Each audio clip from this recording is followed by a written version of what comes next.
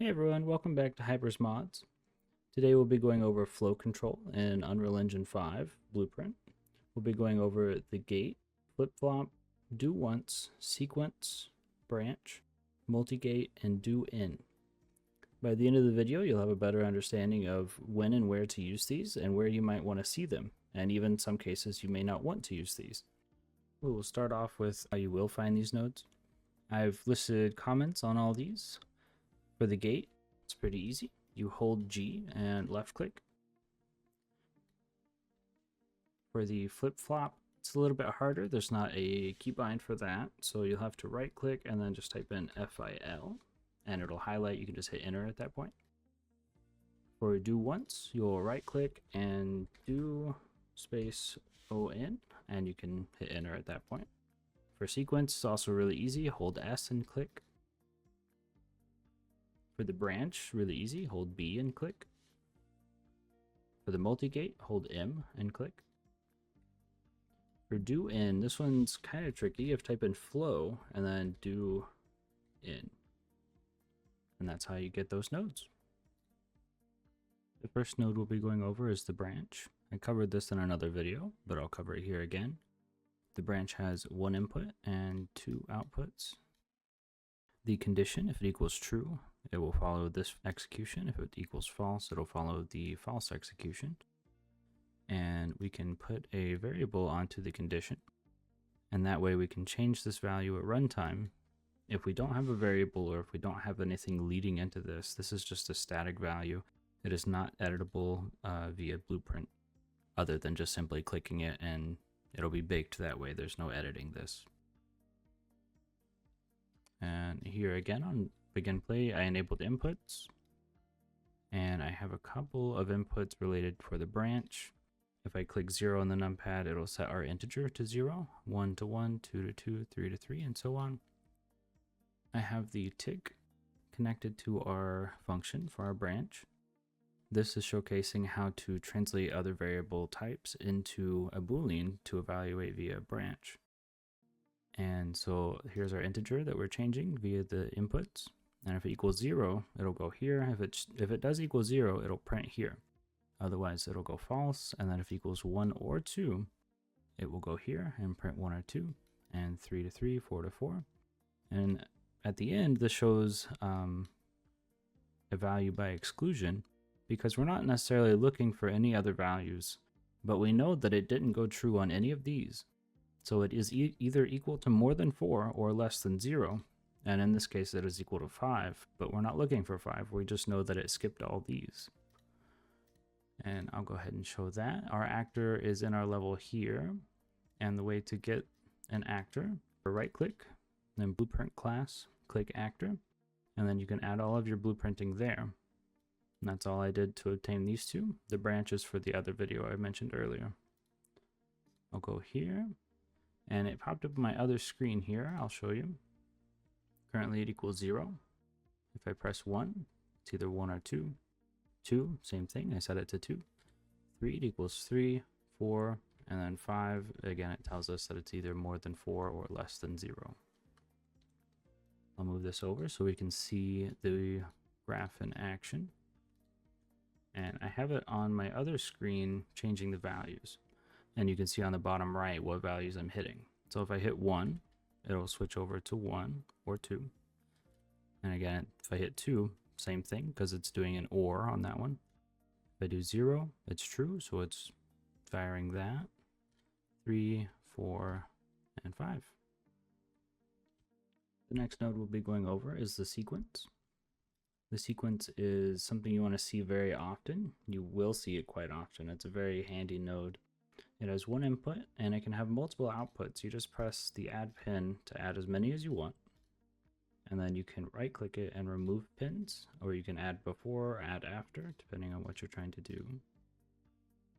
This node is great for flow control, validation, stuff like that. I have hooked this up to event tick, and I've slowed down the tick to about ½ a second. So it's only going to fire every ½ second, roughly.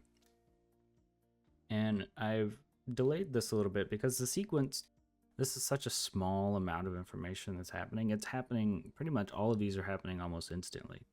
And what was happening was the print was just so fast that it was only really printing 3 because that was the last one to print. And you couldn't tell that these were printing despite them actually doing it. So I've put a delay here so it will space these prints out just enough to where you can see what's going on. And something that you want to be aware of when using a sequence on the event graph is, say we have 2 delays here. If you have latent actions on a early sequence, so say we have a 10-second delay here, and then, 0.1 second, that's not even a second, then 1 will continue before this output. So if you're trying to get a value here and you need it here, you're not going to have that value because it's going to do then 1 before this finishes because the delay is too long. The sequence won't respect it. Now, if you're inside of a function, you don't have to worry about this. 1, because you can't use latent actions. You can't use a delay inside of a function. And if you're on the event graph and you have a 10-second delay here, and then you need that value down here, this value is going to be invalid by the time you get there. So either you would switch these up or you would just get the value faster. And then I'll go ahead and show this so you can see what's happening. It popped up on my other screen here, but it starts at 0 and then it counts down to 3, or counts upward. So it's 1, 2, 3. And it's pretty hard to see here because, like I said, this is pretty much instant, but it does 0, 1, 2, and then 3. It goes in that order, and it will continue to the next one whenever it reaches an empty execution pin. So if it reaches this point, it'll go to the next. And the only difference is inside of an event graph, it won't respect these delays nearly as much. It'll give up on them pretty quickly. You really don't want to use a delay in a sequence, especially if you need the value afterward. But to say if you're separating client and server functions, you can separate them. Typically, you would use a macro for that anyway. You wouldn't really use a delay in that case. But if you have your client doing something and then you have the server doing something, and you kind of want the client to queue up first, you can do that asynchronously, is what that would be called. But if you want them to synchronize, you don't really want to do it this way. It's not a good practice. I've set up a more advanced example of where you would see sequences and how to use them, especially for flow control and graph design. For validation and design, some coders and blueprinters for Unreal Engine will do more of a vertical design. And I do this for some things. It's very helpful, especially when you go back to add things later. It's broken up into a step-by-step sequence. So our then 1 or then 0 is getting our controller. And then 1 is saying if our controller is valid, we're going to try and get the pawn. If that pawn's valid, we're going to set it to a variable. And if it's not valid, if none of this is working, we're going to just try and get that actor in the world. Because that actor could be dead or the controller's not controlling it anymore. And that's just a failsafe. I wanted to, if this actor is valid, I can just add another pin here, and then I can say do X, Y, or Z to that actor. Whereas if this is more of a linear horizontal graph, it's a little bit harder because you'll have to break it apart, move stuff over. This makes it a little bit easier to add new code if you go back to change things. And then also this is really easy to comment. So say sets pawn, and then you can say sets controller. So if you have other teammates that are working on your game, this sets it up really easy to comment, and without making your graph a mile long, it's just vertical, it's on top of each other. This is more of a hybrid style that I kind of showed off. And this is also really common. This is actually more common than the top one from what I've seen, is you'll have your sequence at the beginning, and then they'll do all of your setup linearly. So they'll set the controller, and then they'll check to see the validity of that controller. They'll grab your pawn, and then they'll have their failsafe on false if they haven't acquired it at that point. And then our return, this is going to return whether it hits any of these. So if it hits this, it's going to go back here and go to return and say it's going to output that it's either valid or not valid, depending on where we ended up. And then if our failsafe fails, we're outputting the validity of those objects. And say you don't have to use local variables for these, you could use actual variables.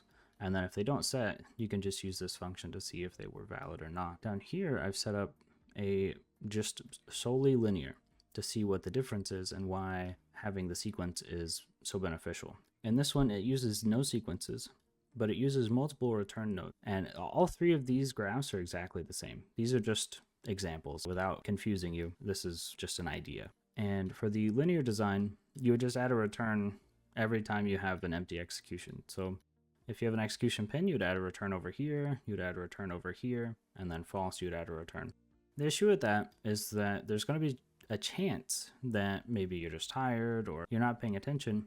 And if you add a bunch of code, or maybe one of your teammates goes and add a bunch of code, you have to worry about all those empty execution pins, because if they return, they're just going to return empty values. They're not going to come back over here and return whether this object is valid or not. It's going to return whatever the default value for your return is. Whereas this is literally the same thing. You just add a sequence to the beginning and you return what your information was at the beginning. So whenever you're done doing your stuff, you just come back and you say, this is what I found, instead of adding all these extra returns at the end.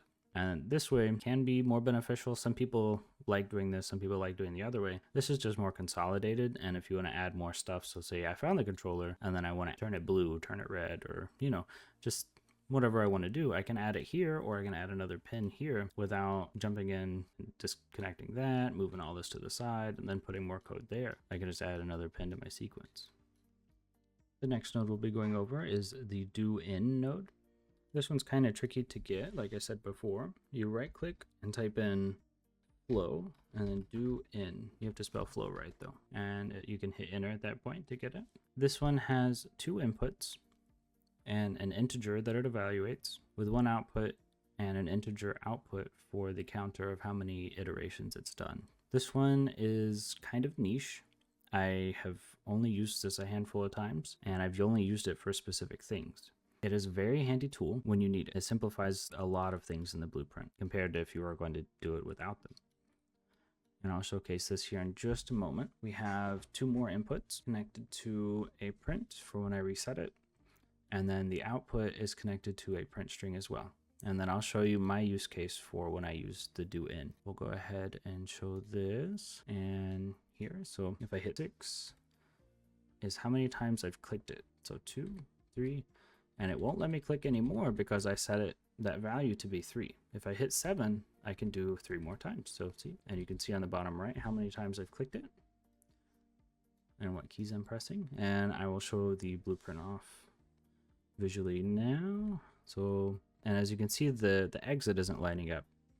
And if I hit 7, that reset it. And now it'll go through the exit. Click it again, that's 2, and then 3. And now it'll only let me call it as many times as I like, but it won't go through to the exit until I reset it because the in on the input says 3. I can reset it and do it 3 more times. And then now it won't let me do it anymore. And I'll go ahead and close the editor. And then we'll go over here to my failsafe that I am showing off.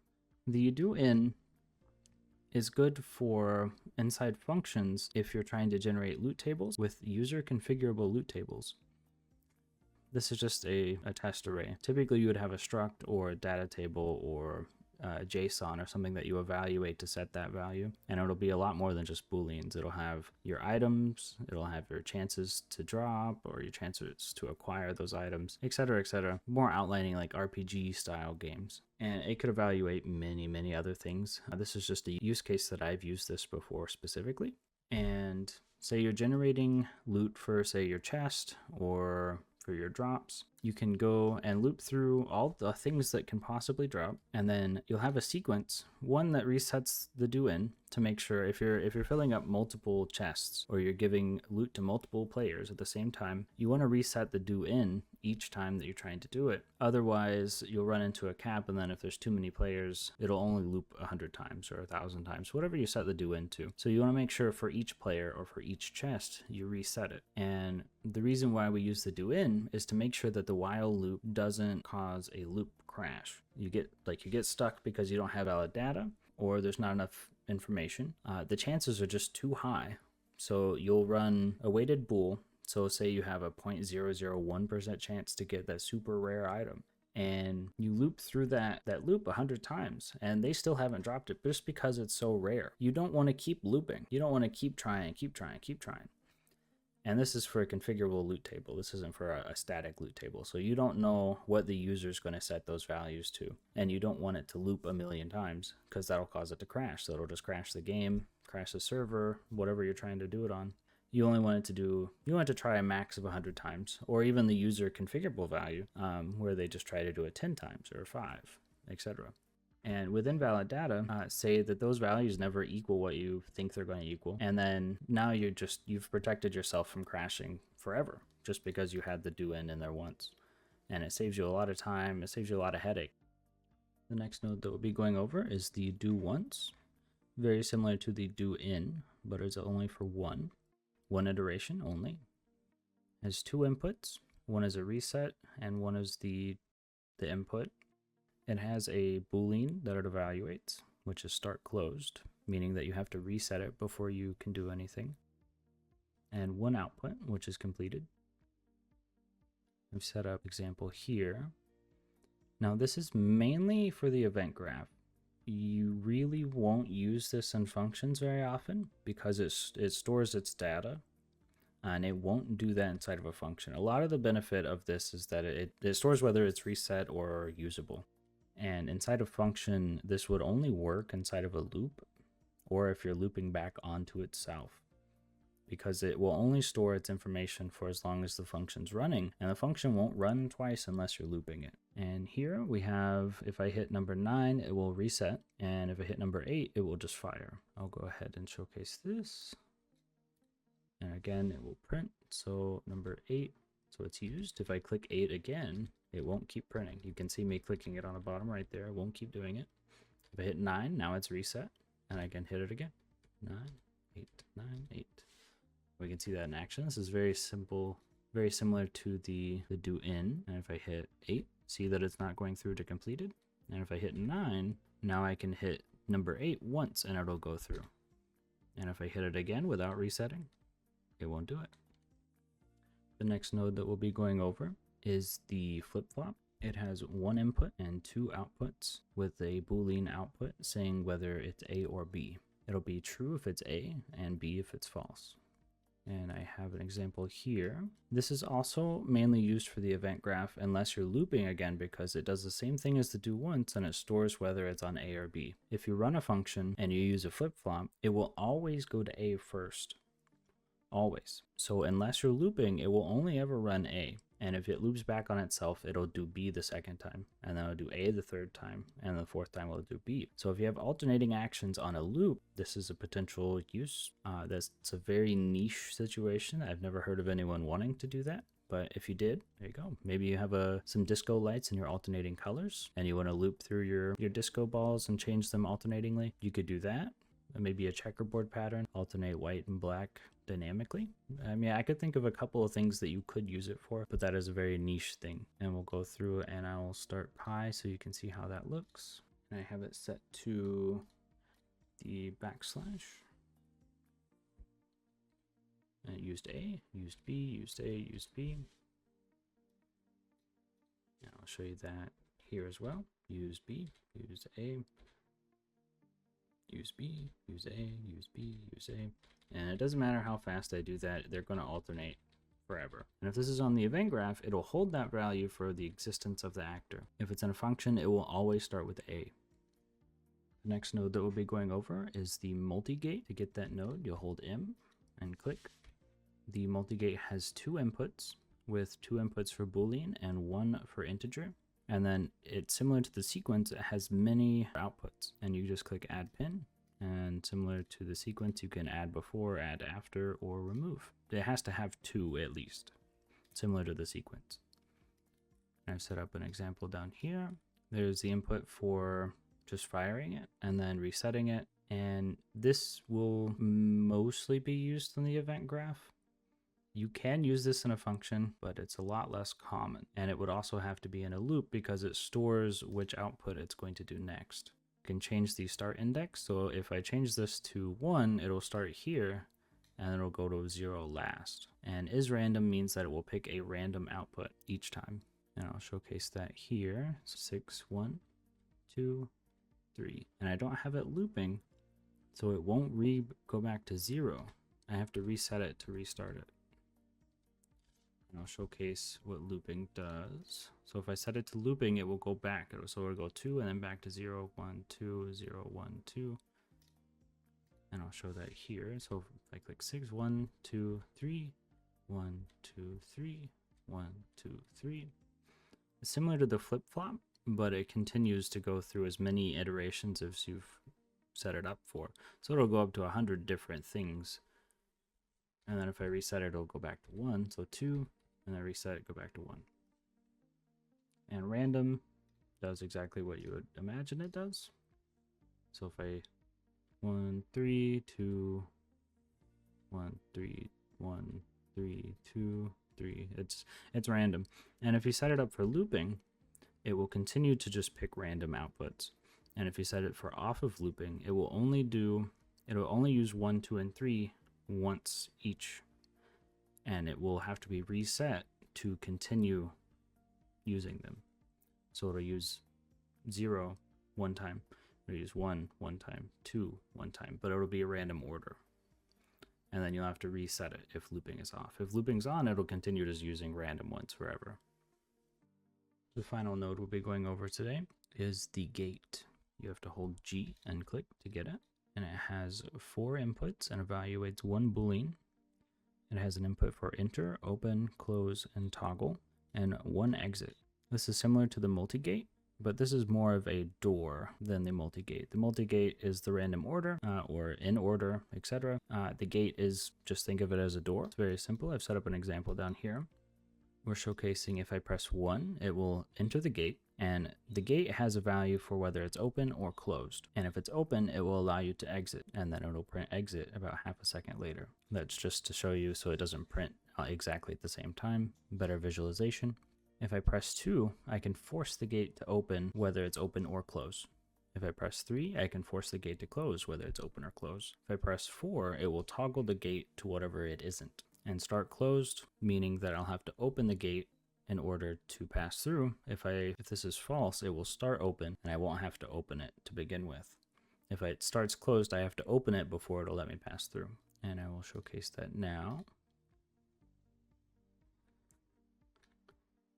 If I press 1, I entered, but I didn't exit because it starts closed. So I open the gate, and then I'll enter, and then it exited. Enter, exit. If I press 2, I'll close it, and then I'll press 1 again to enter, and there's no exit, meaning that I tried to go through the gate, and I never went through. If I toggle, I can enter, then exit, then exit. If I toggle again, I can only enter, it won't exit because now it's closed. And to showcase that in the blueprint here, I'll enter. Currently the gate's closed, so it won't let me go through. I open the gate, I enter, I went through. Now we can close the gate. Now when I enter, nothing happens. If I press 4, it'll toggle. Now it's open again. If I toggle again, it's closed again. That's all for this video. Thank you for watching, and hopefully you have a better understanding and better idea for how to design your blueprints and when to use these nodes and when to not use these nodes. Hope you have a fantastic day, and I'll see you around.